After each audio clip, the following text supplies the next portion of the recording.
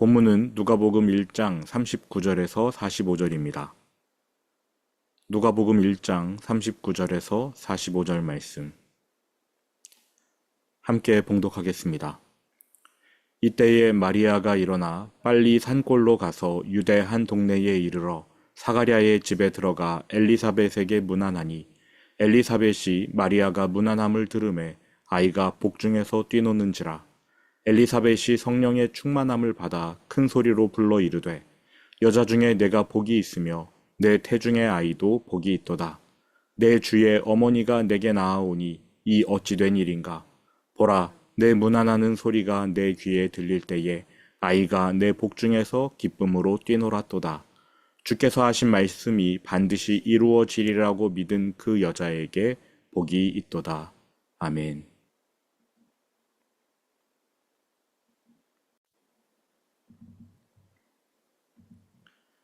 본문은 엘리사벳의 노래입니다.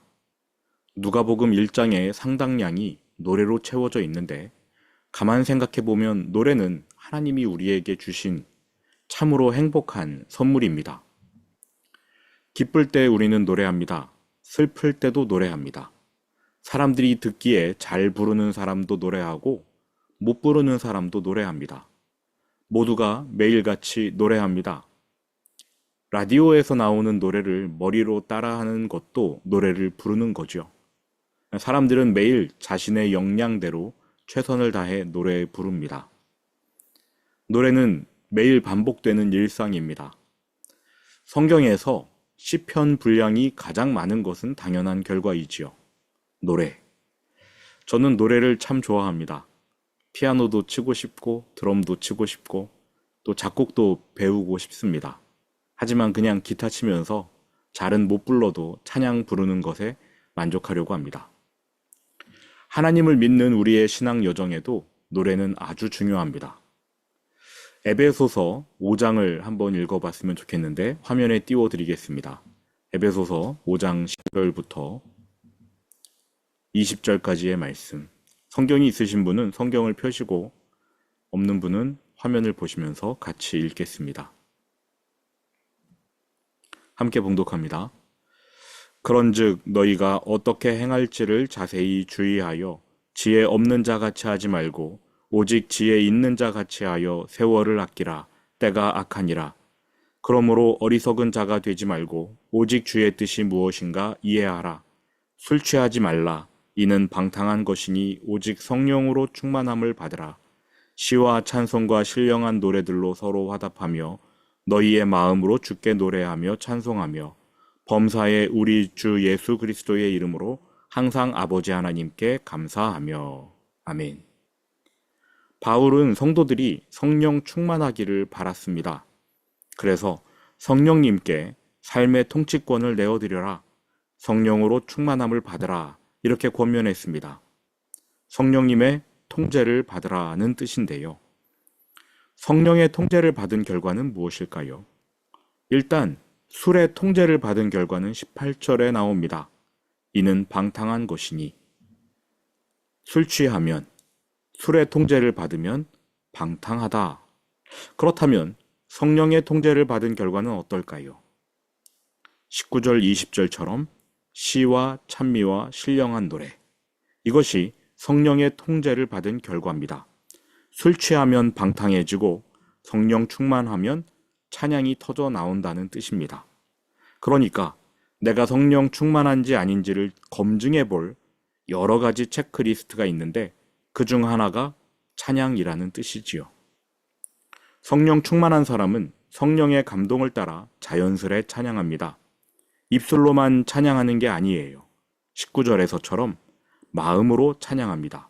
너희의 마음으로 주께 노래하며 찬송하며. 마음으로 찬양하십니까? 마음이 하나님을 향한 감사와 기쁨으로 차올라서 자신도 모르게 감사를 선포하는 겁니다. 이러한 찬양은 성령 충만할 때에 가능합니다. 너희의 마음으로 주께 노래하며 찬송하며. 예배 시간에 부르라니까 머리로는 딴 생각하면서 눈으로 무슨 뜻인지 모르고 가사 읽어가며 대충 부르는 그러한 찬양이 아닙니다. 또 내 기분이 좋아서 흥얼거리는 그러한 노래도 아닙니다. 마음으로 드리는 찬양입니다. 마음의 찬양. 그게 성령 충만의 결과예요. 성령께서 구원의 은혜를 알려주시고 은혜를 깨달으니까 마음에 기쁨이 임합니다. 그래서 감사합니다. 아멘, 할렐루야 외치는 거지요. 기뻐할 원인은 딱히 없어요. 내가 긍정적인 성격의 사람도 아니고 풍류를 좋아하는 사람도 아닌데 내 마음에 하나님 주신 은혜에 대한 감사와 기쁨이 차올라 나도 모르게 멜로디가 흘러나옵니다. 그 멜로디가 내 영혼을 통과하면서 공명합니다. 입술을 열고 내 뜻대로 곡조를 붙여 감사를 선포하는 노래. 그것을 신령한 노래라고 합니다. 이번에 우리가 예배 때 새로 임예송을 부릅니다. 시편 96편에 나오는 새 노래로 찬양하라가 주제인데 새 노래를 부를 수 있는 이유는 날마다 하나님이 베풀어 주시는 은혜를 날마다 새롭게 깨달으니까 그 새롭게 깨달은 은혜에 대한 감사가 새로 터져 나오니 새 노래지요. 요한계시록 5장에는 천상의 예배 현장에서 천사들, 장로들이 예수님께 구원의 은혜를 매일같이 찬양하는데 그 찬양을 일컬어 새 노래라고 이름 붙였더라고요. 매번 달라지는 새로운 노래입니다. 은혜는 똑같은데 새롭게 깨닫고 새롭게 감동을 느끼니까 매번 새로운 노래가 흘러나오는 것이지요. 우리도 마찬가지입니다. 성령 충만하면 매일같이 십자가에 대해 새로운 기쁨, 감격을 느낄 수 있고 새 노래를 부를 수가 있습니다. 여러분은 이러한 찬양을 부르고 계십니까? 설교 준비하면서 옛날 어른들의 찬송가를 생각해 봤습니다. 악보도 없고 음표도 없이 가사만 새로 쓰기로 되어 있는 그러한 찬송가 아시나요? 곡조는 알아서 하라는 뜻인지 모르겠으나 옛날 할머니들은 그냥 자신이 아는 타령조의 찬송가 가사를 흥얼거리면서 찬양하셨습니다. 1장부터 끝장까지 못 부를 찬양이 없어요. 그냥 자기가 아는 타령조의 가사를 맞추면 되니까요. 그런데 그렇게 찬양하면서 은혜를 느끼고 눈물 흘리시던 그러한 할머니 권사님들을 뵀습니다. 너무 좋아요. 누가복음 1장에 세 사람의 노래가 나옵니다. 세 사람의 찬양이지요. 엘리사벳의 찬양, 마리아의 찬양, 사가랴의 찬양. 이 세 사람의 노래의 공통점은 성령 충만해져서 갑자기 터져 나온 노래라는 것입니다. 악보도 없고 음표도 없어요. 그냥 부르는 겁니다. 오늘 누가복음 1장 41절 42절을 보시기 바랍니다. 엘리사벳이 성령의 충만함을 받아 큰 소리로 불러 이르되.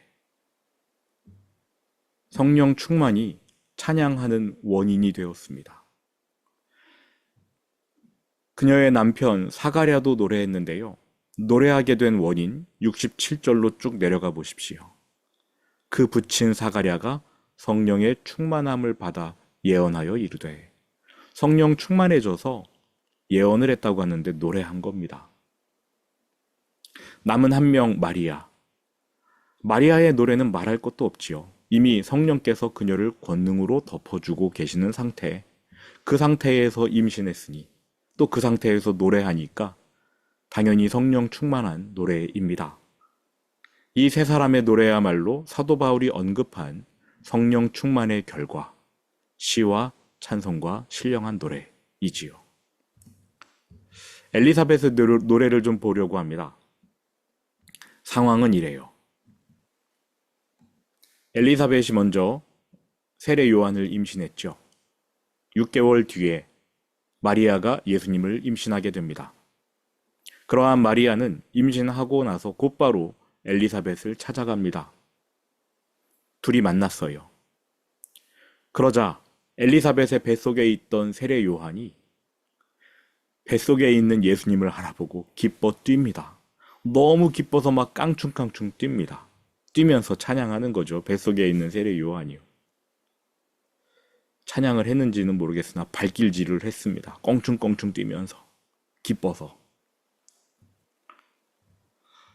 엊그제 민서가 주일 점심시간에 밥을 안 먹고 예배실에서 계속 벽시계를 쳐다보고 있더라고요. 그래서 제가 민서야, 왜 밥 안 먹니? 물어보니까 생일 케이크 언제 하느냐면서 저를 기다리고 있었던 거예요. 그래서 제가 밥 먹고 하자, 밥부터 먹고 하자. 그랬더니 아니래요.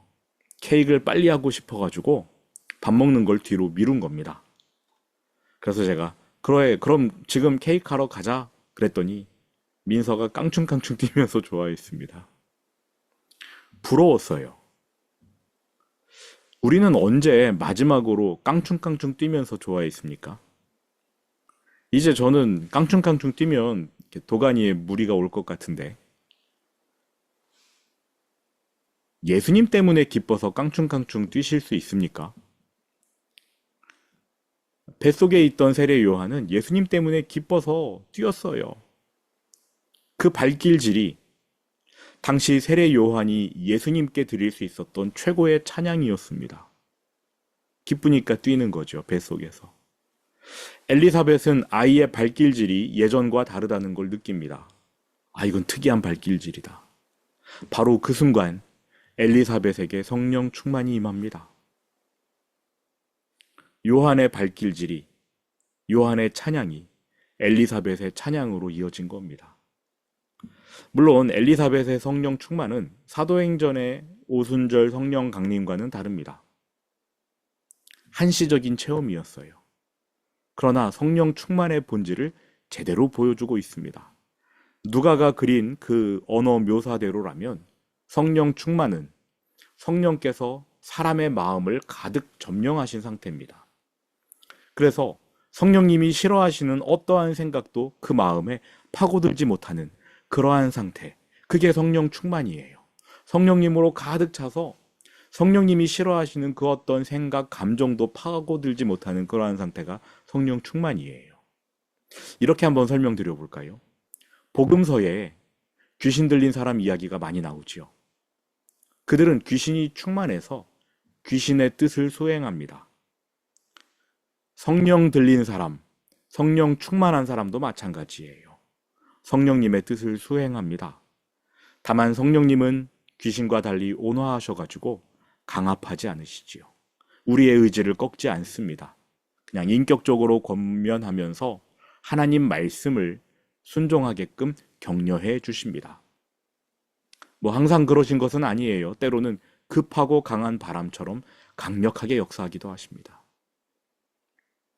어쨌든 지금 엘리사벳에게 성령 충만, 성령님께 온전히 사로잡혀서 성령님이 기뻐하시는 생각, 성령님이 기뻐하시는 감정들이 그 마음을 채우고 있습니다. 그러한 때에 엘리사벳이 입을 열어 찬양합니다. 뱃속 아기는 발길질로 최선을 다해 예수님을 찬양하고 성령께서 충만히 임하시자 엘리사벳의 영혼 역시 기쁨으로 멜로디를 공명해냅니다. 화답하는 거지요. 저는 이게 세례 요한의 찬양에 엘리사벳이 찬양으로 화답하는 거라고 보고 있습니다. 웅장한 목소리로 거침없이 노래했대요. 41절을 보십시오. 엘리사벳이 성령의 충만함을 받아 큰 소리로 불러 이르되. 그러니까 원래는 목소리가 큰 사람이 아니었을 겁니다. 평상시 엘리사벳이 불렀던 노래, 그 노래와 지금 성령 충만했을 때 부른 노래를 비교하면 알 수 있어요. 그럼 엘리사벳이 평상시에는 어떠한 노래를 불렀는가? 1장 25절에 나와 있습니다. 엘리사벳이 평상시에 부른 노래. 주께서 나를 돌보시는 날에 사람들 앞에서 내 부끄러움을 없게 하시려고 이렇게 행하심이라. 저는 이 구절을 보면서 제 머릿속으로 엘리사벳의 모습을 그려봅니다. 아마도 눈물을 글썽이며 감사드리는 연약한 여인이 아닐까. 평상시에 부르는 노래를 보면은 이 큰 소리로 부르는 노래 같지는 않아요. 그런데 성령 충만할 때 엘리사벳이 큰 소리로 부른 노래를 보니까 이거는 단순한 감사가 아닙니다. 예언이고 선포예요.